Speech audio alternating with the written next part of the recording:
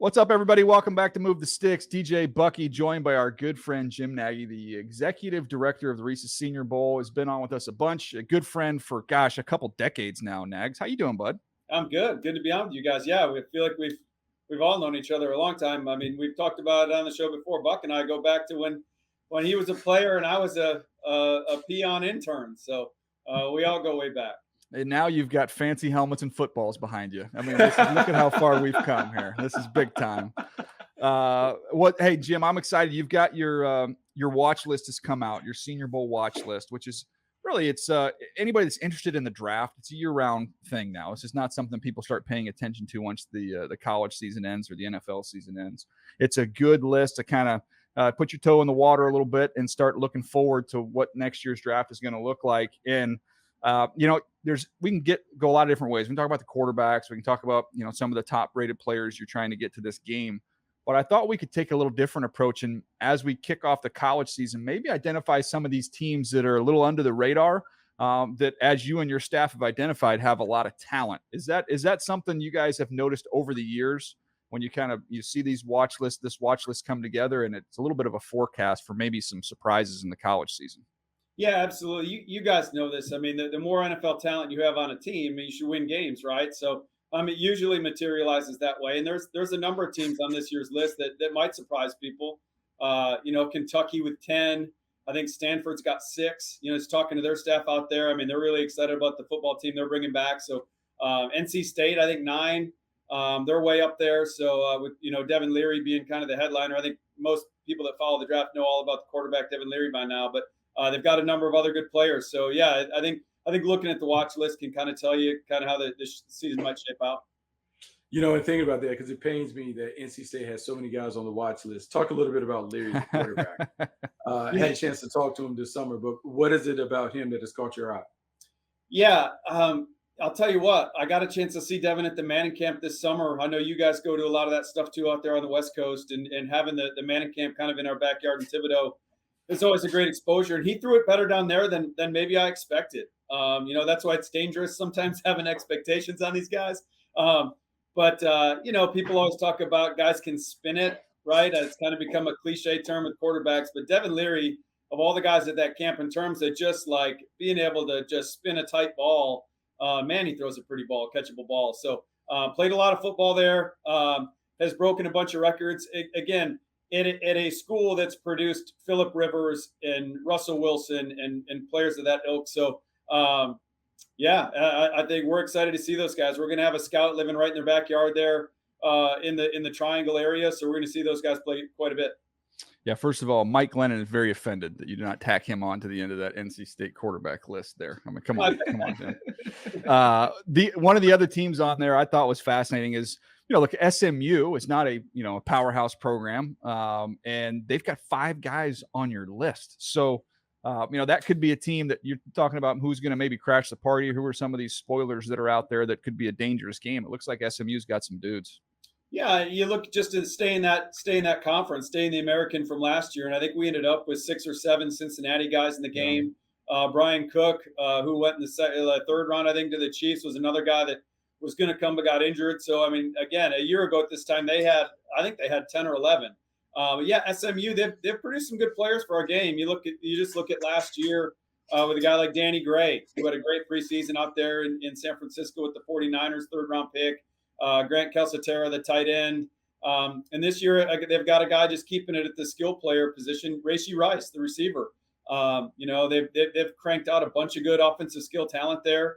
And Rice is going to be the next guy, really strong, good with the ball in his hands, and can run. I think the common denominator with what they've done at SMU, regardless of who the head coach has been, is they've added good speed on the perimeter.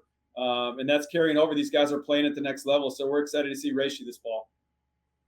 Sonny Dykes did a really good job building up SMU, but now he's at TCU, and I noticed that TCU has a bunch of players there as well. Who's some of the standouts that have caught your eye? Yeah, I'd probably start with Dylan Horton, their edge player. You talk about underrated players. It's kind of hard to know right now just because people ask me who's underrated going into this process, and it's hard to gauge unless you see a lot on social media over the summer, on the internet over the summer. But I haven't seen a lot about Dylan Horton, and he's a guy that we really like. I think he's got a chance to be a day 2 guy. We had 8 guys from that edge crew from last year's game, starting with Jermaine Johnson, Arnold Ebiketie, Boye, and Mafe. So last year was a great group at that edge class. I think Dylan Horton will be in that day 2 mix as a top 100 player when it's all said and done. And then they've got the corners, Noah Daniels and Hodges Tomlinson. They've got a center, Steve Avila, center guard. So another, early day 3 guy right now is going to be in the mix as one of those top interior guys. So more talent back for the Horned Frogs. Yeah, we're talking about teams that maybe people aren't expecting that have a bunch of guys on this list. One that's an obvious one. You expect they're going to have a lot of guys. That's Alabama, a boatload of guys. So we kind of know who the frontline guys are. I think most of our audience does, Nags. But every year you get a program like an Alabama or an LSU. There's always that kind of one-year starter, that late developer, or somebody who maybe has been blocked in a loaded position group that kind of emerges. I mean, we see it every single year. Is there anybody that you guys have kind of identified maybe off of traits or limited production that's going to get more of an opportunity this year at Alabama that could jump on the scene? Yeah, I mean, I would say most people are talking about Jordan Battle at safety. Yeah. And the other safety, DeMarco Helms, finished the year really strong. You watched the Iron Bowl game, and he was flying around. So he's a guy we're intrigued about going into the year. And then Cameron Latu. There's another guy that you haven't heard a lot about, Cameron Latu, at the tight end position. But a guy that went there on the defensive side of the ball and has transitioned, and he's one of our highest graded tight ends going into the year. So we're excited about him. He's been banged up a little bit here in the preseason, I believe. But he's a guy that with Bryce Young at quarterback, we think, losing some of the perimeter guys, losing some of the skill talent, Jamison Williams and those guys from last year, they might be more tight end centric on offense, and Cameron Latu could have a big year. Yeah, it's funny. Alabama is always kind of like the darling of the SEC, with the exception of Georgia. But Kentucky of late has produced a bunch of different pros. Let's talk about some of those guys, particularly the quarterback. Yeah, we've had a lot of those guys down here in the game. Like last year, Luke Fortner, and we had a crew of guys that came down here and did a good job. But you can start with Will. You can start with Will Levis. I mean, he's kind of been the talk all summer on the different platforms, and he should be, right? Like I talked about the Manning camp a little earlier. To me, he and Anthony Richardson from Florida, the junior quarterback, Richard sophomore. Those 2 guys, in terms of physical tools, are probably head and shoulders above the rest of that group. But again, that's not with 21 other moving parts on a football field. So we need to see what that looks like. But when you look at guys like the guys behind me, if you can see the guys behind me, Josh Allen, Justin Herbert, a couple guys that have played in the game in recent years, I think those guys help Will Levis's cause, right? He's got, we refer to those guys as toolsy guys, right? And Josh Allen had some things accuracy wise he needed to clean up. Justin Herbert had questions coming out of the scheme that he played in. I think Will Levis brings a lot of those same things to the table in terms of being a big, physically impressive, put together guy. When you see him, when you get up on him, I mean, he is an impressive dude. And then you see him throw it, you see him run around on tape. So he's got all that stuff. So we think he's going to have a good year. They've got a couple offensive linemen coming back. They've got a transfer receiver from Virginia Tech, so he's going to have weapons. Got a good senior running back coming back. So I think Mark Stoops has just built a great program up there. So everyone's looking for that next team in the East after Georgia. Kentucky's going to be right there. You mentioned Georgia right there, though. Again, you got a long list of Georgia Bulldogs that are on your watch list, as we're going to have every year here. But I want to get to the 2 big games we've got coming up this weekend. We've got Georgia and Oregon, and talking to some guys that have been up through Oregon, and I know some of their players from having studied those guys over the summer. With Penei Sewell's brother, Noah Sewell, is a really good linebacker. They've got another linebacker next to him, and Justin Flo. They've got some real athletes. But everybody that I talk to that's been to both these schools early, and it's, those early visits, you just kind of body type them and kind of move on. But they've said they thought Oregon, if you just, you get Oregon off the bus and you get Georgia off the bus, they won't look out of place, that Oregon has got a real shot in this game. I don't know anybody's given them a shot. But I'd love to get your thoughts on that one. And then Notre Dame, Ohio State. I mean, these are 2 monster games here coming up this weekend. Yeah, I think there's a lot of question marks in that Georgia-Oregon game, just Georgia defensively. You got to replace so many people. And I do think Kirby Smart has that Georgia program kind of where Nick Saban's got it now. They're kind of reloading now. Mm-hmm. That recruiting monster is kind of, taken its form over the last, 5-6 years, and now they can just reload. But it's a lot of guys that haven't played a ton of football and been in prominent roles. So how will they respond?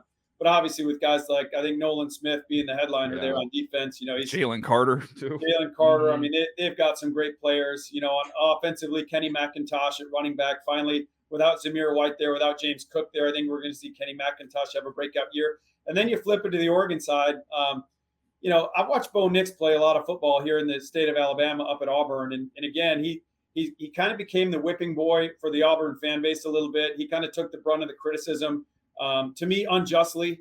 That they haven't. You just look at it from an NFL perspective. When was the last time Auburn cranked out a bunch of offensive linemen? So I think what it's done, it's showcased Bo's ability to run around and make those ad lib plays. I think the LSU game is probably a great example of that from last year. Some of the throws and plays that Bo made. I know that we like Bo Nix right now as an NFL prospect. And I know the NFL does.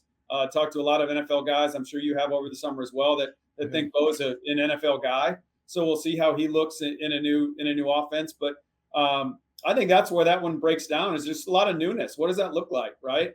There's a lot of questions to be answered in a big game like that. And then Ohio State, Notre Dame, that's just going to be a classic matchup. We're going to have a scout at both those games. We're excited to see both those teams. But the Marcus Freeman era is here, guys. I'm excited to see what Notre Dame looks like. And Brian Kelly did an awesome job there. I don't think he gets enough credit. I think people forget what Notre Dame looked like. I know. I mean, that program was nowhere near the position he left it in for Marcus Freeman. But we don't have a ton of Notre Dame prospects on the watch list this year. Not a huge senior class, and last year wasn't either. I don't think we had a Notre Dame guy in the game last year, which is a departure from our first couple years here at the game. We were loaded with Notre Dame guys, so I think most of their talent is young there. Whereas Ohio State, they're kind of where that Georgia and Alabama program is. They just reload. So the guy at Ohio State, I'm really looking forward to see is Josh Proctor, the safety. Really athletic guy, missed most of last year with an injury. Going back to my time with Seattle, he's long and he can run. I almost think some teams might look at this guy as a press corner. But interested to see Proctor come out and see what he does week 1. 9 guys, Buck. He's got 9 Buckeyes, and there's only 3 from Notre Dame. And Notre Dame does, you got the tight end who's a little bit younger. They've got some young offensive tackles, I think, that are really gifted. But I think this is helpful. You tell me, Buck. I'll get to you on that one. But I remember when we go through these visits and you do your spring scouting and then you'd go through training camp. And I remember the AP top 25 would come out. And for us, and Nags, you're out here too, but like we'd go to Boise, right? And Boise would have like 6 or 7, like we would consider like top 3 round players. And the top 25 would come out and they'd be, 18th. And I'm like, there's no way that there are 17 teams better than this Boise State team. But Buck, I feel like this is another example of, you can kind of look at some of these teams, and maybe Stanford is one of those that nobody's talking about. And the scouts go through, they're like, hold up, these guys got NFL dudes, man. Yeah, no, I think it's funny. I think it's funny when you look around and you're trying to figure out internally, like the circle inside the NFL circle, the teams that we know have players and compare it to the outside world. But I'm not going to let you go, Nagy, without having this, because I need you to settle this debate before it takes place over the weekend. Oh, no. So I'm looking at the watch list, and I'm seeing that Carolina has 3 guys. But I'm also seeing that App State has 3 guys. And what I wonder is, are you being friendly to the App State people? Oh, my gosh. Are you being friendly? Do they really have 3 guys? Do they have 3 guys that are really going to show up and do work at this? Like, can we talk about the comparison between the 2 squads as it relates to the watch list? We can talk about that. I would like to talk about when the 3 of us were area scouts and we had all this inside knowledge that Boise was going to be a really good team, but we didn't have enough money to go to Vegas and put money on it. There was a time. There was a time where as little money as we were making, you could have made a argument to say, okay, you're going to get fired for this and it's going to end your career, but you're like, I'm not really making that much money. I'm away from my family. I'm traveling. Maybe I just take this institutional knowledge and then apply it somewhere else. We all should have road tripped straight from Boise down to Vegas and put some money down. No, honestly, Buck, and I'm not playing up to our guy DJ at all. But no, App State, you guys know they put out a lot of players. I mean, there's a couple guys, Nick Hampton at linebacker, Cameron Peoples at running back, big back. So a couple guys we really like, but that'll be a good one. That's another game we'll be at this weekend. The battle of the move the sticks. I don't know what we want to call it. The move the sticks bowl. It's move the sticks showdown. I don't know. We got to come up with a name for this thing. Yeah, accepting all ideas. You guys need to come up with a name, but no, it'll be a good one. But yeah, those App State guys. I mean, whether it's Keem Davis Gaither and guys we've had over the years. I mean, there's been some DeMarco Jackson last year. Come on, man. DeMarco, 5th round pick to the Saints. So I hear you though, Buck. I hear you. What does Carolina have, by the way? Give me some scouting report on their guys. I'm pulling up the names here. Oh, a lot of heart. The little engine that could, Buck. Just the little engine that could. You've got Antoine Green, you've got Noah Taylor, and you've got Raymond Vahasik. Might be saying that wrong. Yeah, Vahosik's a D lineman we had on the list last year. Taylor's a transfer from Virginia, big long linebacker. Was a productive player at Virginia, so we'll see. Kind of wait and see. I think the guy that he wanted to get a better degree. I don't know about the football part. He just wanted to get a better degree, so that's why he left Virginia. Yeah, he's probably a big basketball fan, don't you think? I think students get free basketball tickets. I think that's how that works there at Carolina. Big academic. He wanted to get a better degree. He wanted to get an upgrade. Oh my gosh, this is gonna. I pray that somehow we win this thing. If we're playing at home, if the Padres fall apart and don't make the playoffs, and North Carolina beats App State, it's gonna be a bad year for me, man. I'm just telling you that right now. How are the Padres falling apart? I know this is a football podcast, but how are the Padres falling apart? I don't really follow baseball, but my goodness. We trade for Josh Hader, who is the best closer, literally by numbers, like in the history. And like you look at Mariano Rivera with the saves, but like Ks per 9 and all those metrics, literally the best in history. He has a 24 something ERA since he came to the Padres. He can't get an out. It's just a cursed franchise. It's unbelievable, man. It's absolutely ridiculous. But yeah, anyways, neither here nor there. Nags, what do you miss about the road? I know there's a lot that we complained about over the years with that lifestyle, the scouting lifestyle. Is there anything you miss? The guys, I would say probably. I certainly don't miss a lot about the road. I got out a little bit this fall. Had a chance to go speak to some schools, which I know you guys do a lot of that as well, talking to programs about the draft process. And that's fun. I enjoy that. But I'd say just the guys, just the camaraderie. And that's really why, selfishly, we've kind of built this thing the way we built it with former NFL scouts every year. We've got 9 guys this year with 160, 170 years of NFL experience, a bunch of guys and that makes it fun. Really, just being solid makes it fun for me. We need to be connected. It's important. Those relationships are important, right? We don't have the budget to be in a school every day, so we're just at games on the weekend and we're home watching tape. But to have a network of guys that can call their buddies, but I just miss the guys on the road. I just was showing up at a school call and running into 2 or 3 guys from other teams you hadn't seen in a little bit, and just catching up that day, and that's probably the biggest thing. Yeah, I miss bringing the donuts. I miss making sure that I was there early to bring the donuts, to make sure that the school visits were properly welcome, that we let them. I miss the 3 of us being together at Cal Berkeley when they're shimmying the poo down the tree for the people that were living up in the tree, and you're looking out and I'm like, what is going on here, man? People living up there in the trees, like I'm like, they're shimmying a little bucket down. And they're like, you don't want to know. You don't want to know. You don't want to know what that is. Well, Buck, back to your donuts thing, man. Like, my goal was always to make it through the fall without like reaching into the box in the passenger seat before I walked into the school. That's right. I'm telling you, man, you get to like the middle of October and the dog days. Oh, it's all done. It's all done. Like, especially when working out. Especially when you can't get a parking spot, you get there, there's no parking spot, you get a little bit, there's a road that's closed, you're trying to figure out how to get in the facility. The frustration I found that lends to that donut box being opened. That's what happens. The intention was to go in with a dozen, but towards the October, those guys were getting about 10 donuts. So just the coordinators by the time the donuts got in there. So the trick is for the guys, you have to bring a dozen. But then you get the donut holes, because you can eat out the donut holes and no one knows that you've been snacking. But if you take one of the dozen, hey, this dozen only has 10. Yeah. So you got to get the donut holes. No one counts the donut holes. Good veteran move, Buck. Good veteran move. By the way, I just drove my son. He's a freshman at Baylor, and Bucky knew about this, so I drove him out to get him all set up. And one of us, I don't remember even who it was, that had to go to the restroom, and I employed the scouting 101. If you got to go to the bathroom when you're on the road, yes, we found we think it was a Hampton Inn. Just walked in, said hi to Beverly at the front. Just walked back to that. This is the cleanest bathroom you've ever seen. Never been used. Nobody's ever used a lobby restroom at a hotel. So go in there, take care of business. On the way out, you get a warm chocolate chip cookie. Bev, hey, thanks. Have a great day. As far as she knows, we're staying there in the car, and off we go. It's literally the best piece of information I could ever hand down to anybody. It's 8 years of scouting on the road has led to that one piece of advice that I can offer everybody. Last one from me, Nags. I'm curious how you guys have dealt with this, because I know when talking to some buddies around on the road right now, they've said because of the portal and because, you go into some of these schools, like I guess LSU has a ton of transfers too. But some of these schools you go into, and a lot of these liaisons, every program, for those who don't know, has a pro liaison, who's somebody on the staff that deals with all the scouts. And they, supposedly know these kids better than anybody. It's a great source of information.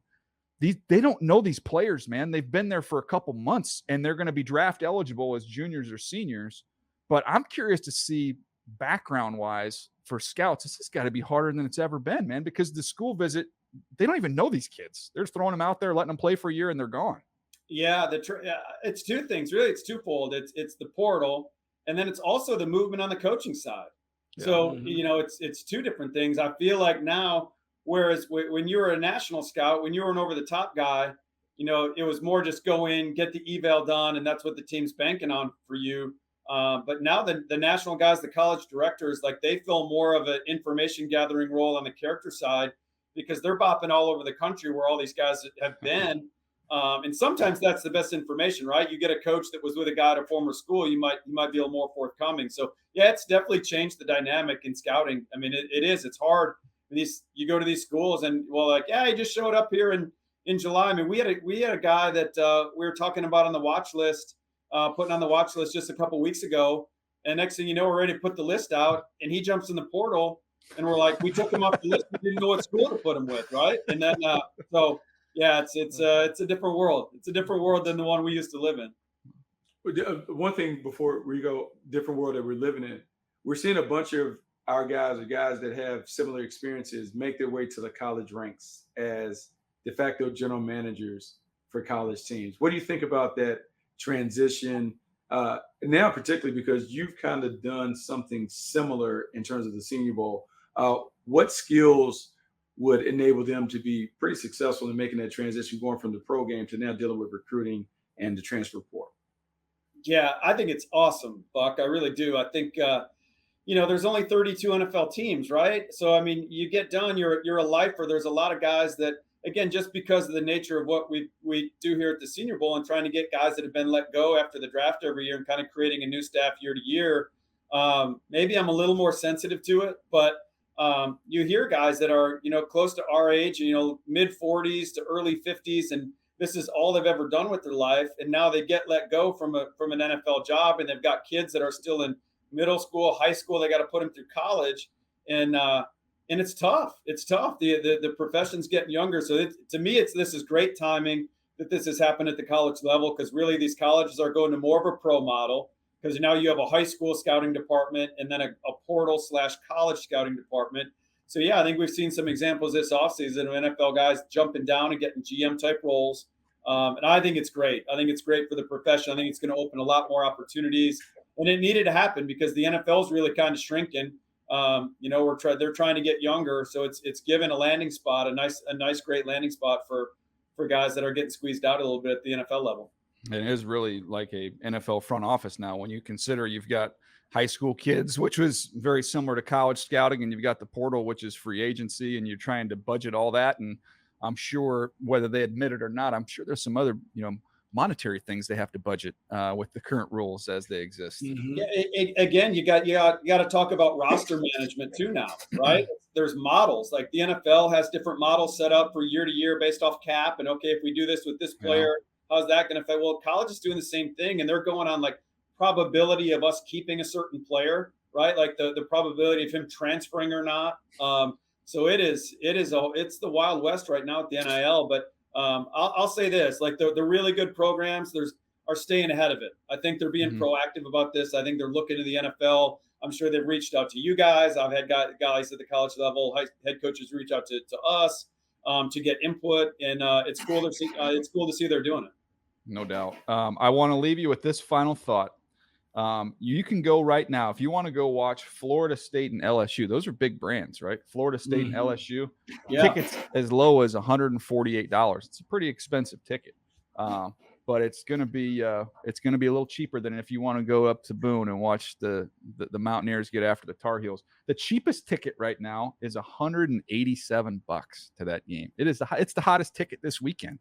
Forget Notre Dame, Ohio State. It's in Boone, North Carolina, Nags. And according to some people in the desert, Bucky's team should have an easy time of it, So they are the folks in the desert believe that the Tar Heels are, I don't know, maybe a point and a half better than the good guys, but we'll see. Point and a half.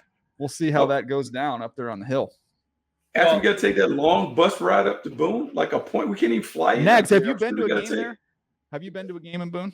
Oh yeah, absolutely. And you got to go early, because even if you go like middle of October, it might be treacherous up the mountain. You might be getting some early snow. So yeah, you got to get up there early. Hey, we're all lucky. Like, we don't have to worry about ticket prices. I'm going to that Florida State LSU. Are you really? There you go. See, you beautiful. Go. Nice. You got your pass. I love that. By the way, treacherous on the way up the mountain, more treacherous once you get to the top. But I'll say this, not to pump your school. That is in terms of like college settings to see a football game in, especially when the colors are changing, man, that is a beautiful venue to see a football game. And by the way, much respect for the matchup, for them putting us on ESPNU at 9 a.m. West Coast. By the way, come on, we can get a 3:30 East Coast game.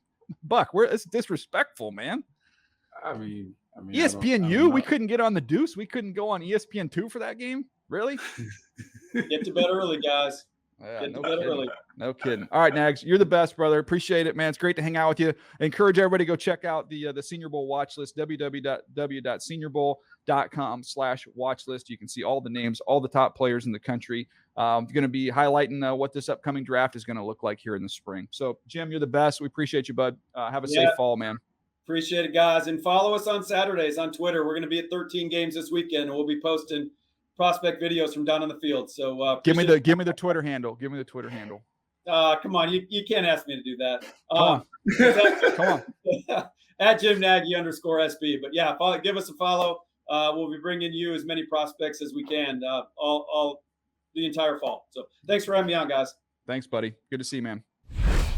Buck, always a treat to catch up with Jim again. It makes you feel old a little bit, right? I mean, these relationships that we have now, you're talking about going back, gosh, 20 years, 20 plus years. Good night. We're getting old, man.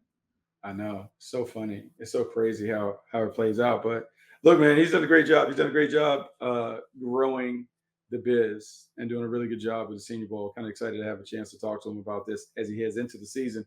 Give us a little insight on the players to talk about, the players to watch.